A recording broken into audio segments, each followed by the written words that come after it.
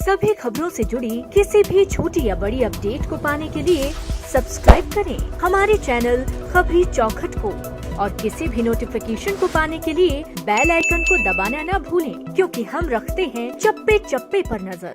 गोवा में 4 और 5 मई को शंघाई सहयोग संगठन यानी कि एससीओ के विदेश मंत्रियों की बैठक होने जा रही है। खास बात यह है कि इस बैठक में पाकिस्तान के विदेश मंत्री बिलावल भुट्टो जरदारी भी शामिल होंगे।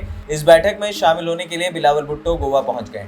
दरअसल वैसे तो 1947 से ही भारत और पाकिस्तान के रिश्ते तनावपूर्ण रहे हैं, लेकिन बिलावल भुट्टो का दौरा ऐसे वक्त हो रहा है जब रिश्ते सबसे बुरे दौर में चल रहे हैं। कई सालों से भारत और पाक के नेताओं ने एक दूसरे देश की यात्रा भी नहीं की है। ऐसे में इस खास रिपोर्ट में आइए जानते हैं कि बिलावल भुट्टो का यह भारत दौरा कितना अहम है, इस दौरे का मकसद क्या है, पाकिस्तान को इससे क्या फायदा होगा।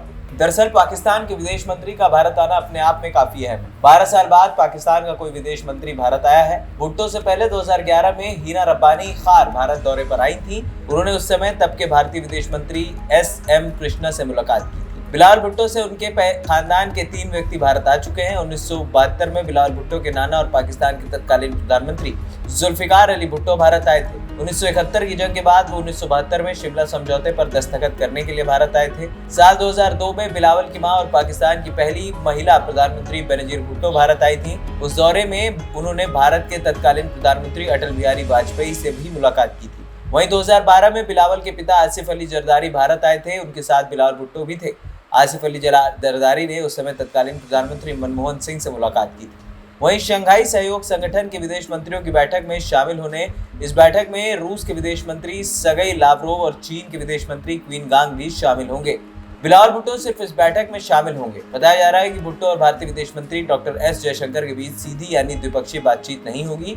इसको सबसे बड़ी वजह आतंकवाद है। भारत साफ कर चुका है कि आतंकवाद पर चर्चा किए बिना पाकिस्तान से कोई बातचीत नहीं हो सकती। हाल ही में जयशंकर डोमिनिकन रिपब्लिक के दौरे पर आए थे। उस समय उन्होंने कहा था कि भारत ने पिछले 1 दशक में पड़ोसी पहले की नीति अपनाई है, लेकिन पाकिस्तान इसका अपवाद है क्योंकि वो सीमा पर आतंकवाद का समर्थन करता है। दरअसल पाकिस्तान इस बैठक को नजरअंदाज नहीं कर सकता था क्योंकि इस बैठक में चीन और रूस के विदेश मंत्री भी शामिल हो रहे हैं। पाकिस्तान इस वक्त आर्थिक संकट से जूझ रहा है, ऐसे में उसे रूस और चीन जैसे देशों की जरूरत है। इसके अलावा ये भी माना जा रहा है कि एससीओ के सदस्य देश नहीं चाहते थे कि ये मंच भारत और पाकिस्तान की दुश्मनी का शिकार बने, इसलिए बिलावल भुट्टो इस बैठक में शामिल हो रहे हैं। हालांकि क्या बातचीत का इससे सिला सुलझरू हो पाएगा, ये बड़ा सवाल है। हालांकि फिलहाल कहा नहीं जा सकता क्योंकि बिलावल भुट्टो भारत जरूर आ रहे हैं, लेकिन ये भी साफ है कि उनकी जयशंकर के साथ द्विपक्षीय बातचीत नहीं होगी। इससे साफ होता है कि भुट्टो का मकसद सिर्फ एससीओ मीटिंग में आना है, न कि भारत से रिश्ते सुधारना या बातचीत का सिलसिला शुरू करना। हालांकि इस दौरे को पाकिस्तान की ओर से संबंध सुधारने की कोशिश के तौर पर देखा जा सकता है। वहीं पाकिस्तान के विदेश मंत्री बिलावल भुट्टो का इस बैठक में शामिल होना एक तरह से मजबूरी भी है। वो इसलिए क्योंकि इस समय पाकिस्तान की अर्थव्यवस्था बेहद बुरी स्थिति से गुजर रही है।